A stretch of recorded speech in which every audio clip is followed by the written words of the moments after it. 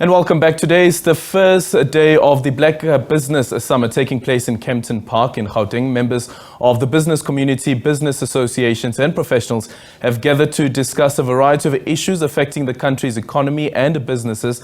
The annual summit is themed 20 years of broad-based economic empowerment, accelerating implementation, creating jobs and growing the economy. Let's now speak to our reporter, Katlego, who is following the summit. Katlego, good morning and thank you so much for making it time for us. An important conversation. Also taking into consideration the pushback against the Employment Equity Amendment Act.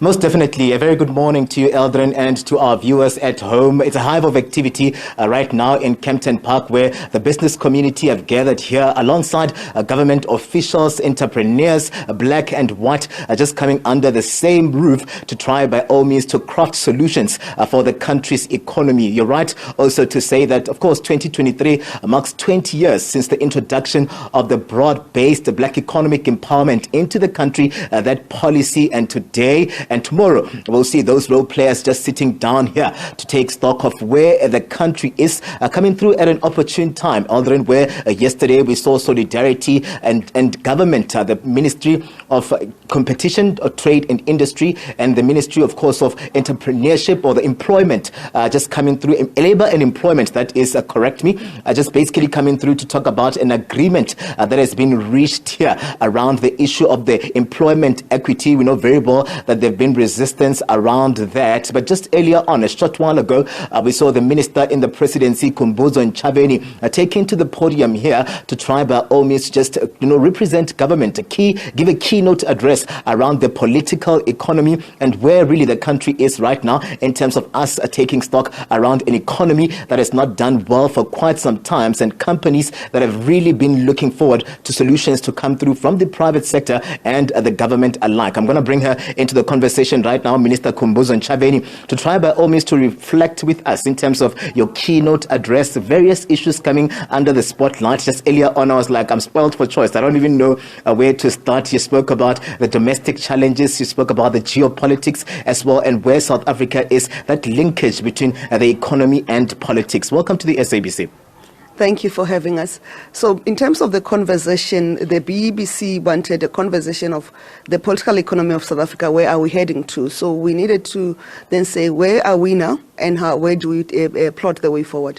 In terms of where we are, we had to do an appraisal of our situation. Our situation is that last year, the World Bank has reported that South Africa is the most unequal society in the world, and 10% of the wealth of the country, 10% of the population of the country holds 80% of the wealth in the country.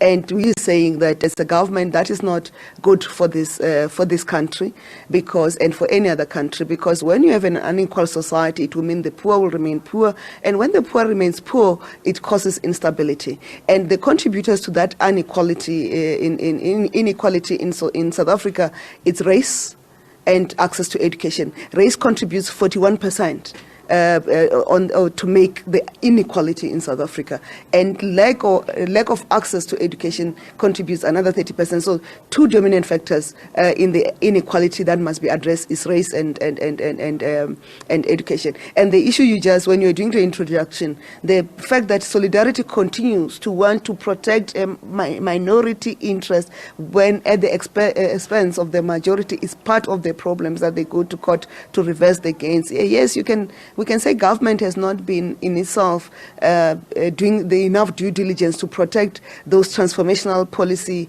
perspective agendas and programs.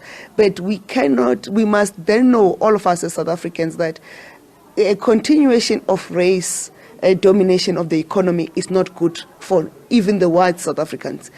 Because when the black South Africans remain excluded in the economy and stuck in poverty, they're going to attack the white South Africans. One of the speakers, Ms. Mohali, the deputy chairperson of the NYDA, says the distance between Alexander and Sandton and the distance between Khayelitsha and Cape Town, it depends on political will.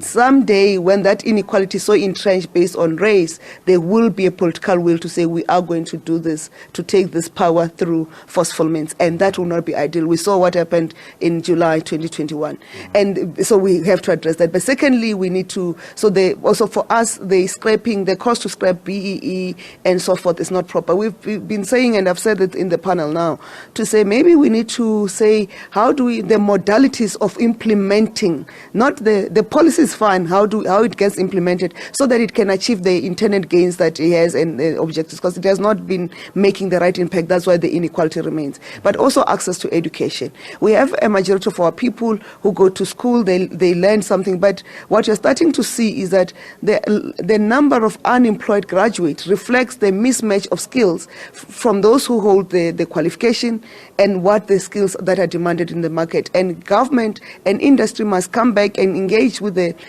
education sector and say, what is your education configuration that you are dealing with, so that you can then improve the ability not only of young people to look for jobs, but also to create employment on their own. And as part of the priorities, I reflected on the need, part of a focus on transformation, empowerment, and also in building entrepreneurship and building skills in this country, which is driven by education. And that's one of the focuses that we have had, and that's part of the conversation. And of course, we spoke about the impact of geopolitics and our relations, and the fact that Africa will be the largest reserve of minerals, is the largest reserve of minerals in the globe, and also soon it will going to be the largest population residing in one continent. Is going to be meaning we have a market. So how do we build that and balance that to strengthen that? And the initiative of the presidents of Africa into Ukraine is part of making sure that we can protect Africa from being caught in the proxy wars or being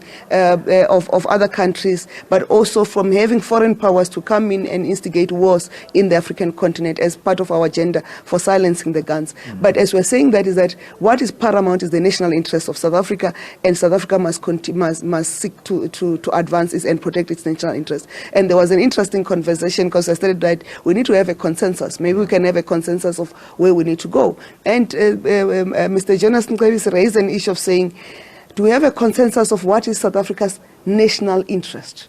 What will all South Africans collectively, me and you, what we can say, we are ready to die for this because it's in our national interest. And that consensus, government and civil society institutions like the BBC, who have the convening power, must convene us so that we can agree. And we cannot leave these things to government all the time, and it must be society in general that drives this and all the other stakeholders. The other important thing that, as I conclude, is the issue that the endowment of mineral resources in this country and in the continent, it's an important opportunity for the development of the country and the continent. And it was interesting, one of the speakers raised, including the president of the BBC and the incoming chair of the Mineral Council, raised, and Mr. Jonas, I think three of us raised the same issue around when we must have a balanced just transition. We should not abandon our responsibility or our need to explore the mineral resources of this country because we are protecting the climate. The two must not be weighed against each other. The two are important, because with the use of technology, we can then talk around how do we mine responsibly, how do we use technology to mine and still extract the mineral resources without damaging the environment. And the incoming chair, Mr.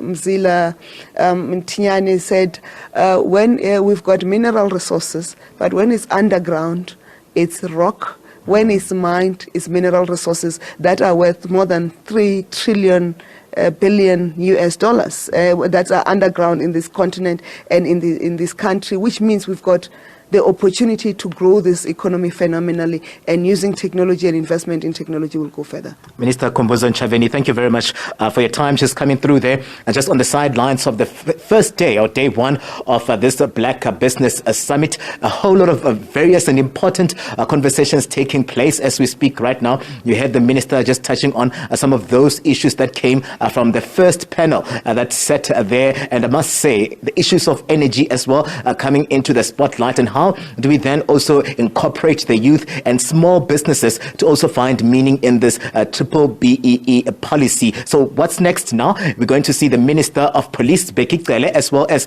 others around the security cluster just moving to address another panel. And later on in the afternoon, around 2 o'clock, 3 o'clock, we'll be seeing the Minister of Water as well, just taking stock of where we are as a country. Those business people are gathered here to try and find solution and ensure that these businesses here in South Africa, mostly those that are black, are not left behind. Eldrin?